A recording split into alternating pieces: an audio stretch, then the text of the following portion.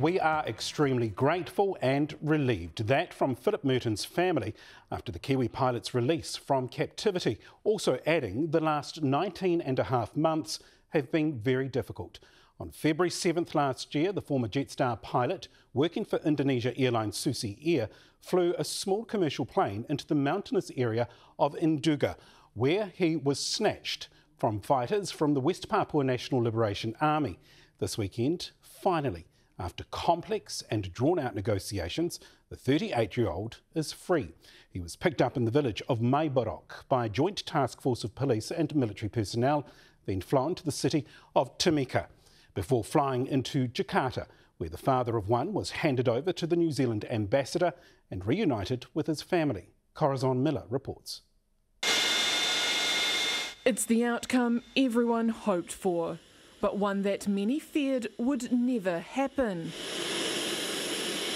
Susi Air pilot Phillip Mehrtens back safe and sound on the ground in Indonesia's capital, free and seen here greeting the New Zealand ambassador. And I have to say it's enormous relief. Relief too for his loved ones. They first spoke to the 38-year-old via phone not long after his release yesterday.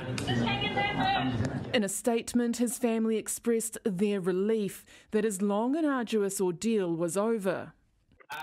The pilot too sharing his gratitude at a media conference in Papua late yesterday, where he said to have thanked all who facilitated his safe passage to freedom. It's been a long 19 months for Phillip Mehrtens and those involved in negotiating his release. I'm okay.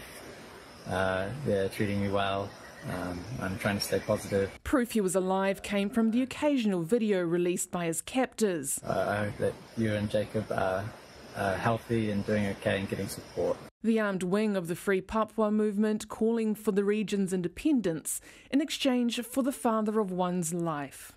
His capture putting fresh attention on a conflict that's been simmering for decades, ever since Indonesia took control of the former Dutch colony in 1969. That's why the West Papuans are still in resistance, because they say Indonesia took us over by force, and we want a fair chance to say about our future. That's what the conflict's actually about. But of course the costs of that conflict are horrendous on the civilian population. She says Phillip Mehrtens' release was the result of careful negotiations that would have assessed the risk of further conflict. I don't think anyone's quite fathomed it, but I'm delighted that he's out. This photo of the pilot shortly after his release is with local leader Edison Gwange, thought to be a key negotiator, who worked in conjunction with officials to broker his freedom. The hardest thing in an environment where there's no trust is to try and establish trust. Just get this one thing separated from the conflict and to get this man free. That's the hardest thing to do. West Papuan leaders who've long pushed for a more peaceful path to independence also delighted the pilot's free. But we also highlight our concerns of the ongoing colonisation and violence by the Indonesian military and government, as they call for Indonesia to allow international observers in to minimise the risk of further violence. All right, Corazon joins us now, and Corazon freed after more than 19 months held hostage. Why has Phillip Mehrtens been released now? We may never know the answer to that question. All officials are prepared to tell us at this stage is that it involved extensive negotiations. We do know the group that held him captive, they'd been hoping to use him as a bargaining chip for their push for independence. Just last week, they'd also released their own proposal plan where they were calling for international journalists, the United Nations, to be there on the ground and to witness this release as it happened and to witness what's going on in West Papua.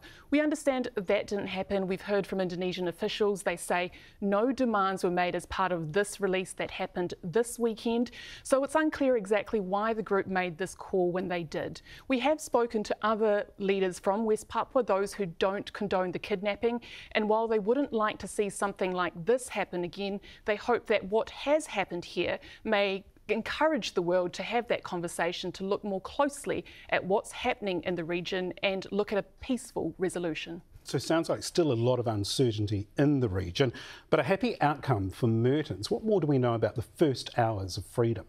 Well, we know he has been reunited with his family, and after more than 600 nights in captivity, he's had his first night in a bed, so he'll undoubtedly be feeling a lot more comfortable and a lot happier to be surrounded by his family.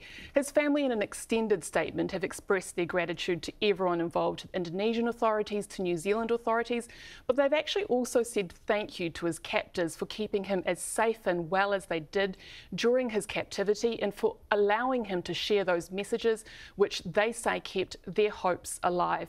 But now they are continuing to request for privacy as Mr. Mehrtens gets used to life out there and living with his family again outside of captivity. Understandably. Corazon, thank you.